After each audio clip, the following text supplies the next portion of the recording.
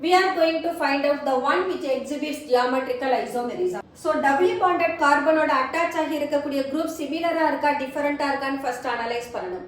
அடுத்தது இது ring structure இருக்கிறதுனால double bond வழியா நாம ஒரு axis கட் பண்ற போது அது two different alkyl part இருக்கணும். இருந்ததுனா அந்த molecule நமக்கு geometrical isomerism exhibit பண்ணும். Let us take the first one. So இங்க carbon it is bonded with two similar hydrogen. At the same time இது வழியா நாம ஒரு axis draw பண்ற போது that makes two different half.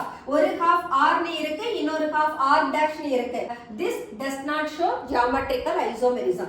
B எடுத்துட்டோம்னா here the carbon is bonded with the two similar hydrogen atom. இப்போ இந்த ring நமக்கு ரெண்டுமே சிமிலரா இருக்கு அதனால B does not show geometrical isomerism.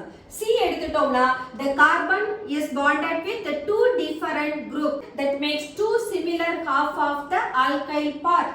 அப்ப C does not exhibit geometrical isomerism.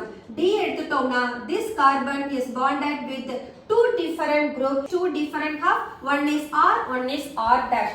ஏன் இந்த R dash னு சொல்றோம்னா the other halfல ஒரு methyl group இருக்கு. D exhibits geometrical isomerism. உங்களுக்கு இந்த வீடியோ பிடிச்சிருந்தா லைக் பண்ணுங்க, ஷேர் பண்ணுங்க, கமெண்ட் பண்ணுங்க, subscribe பண்ணுங்க. Thank you.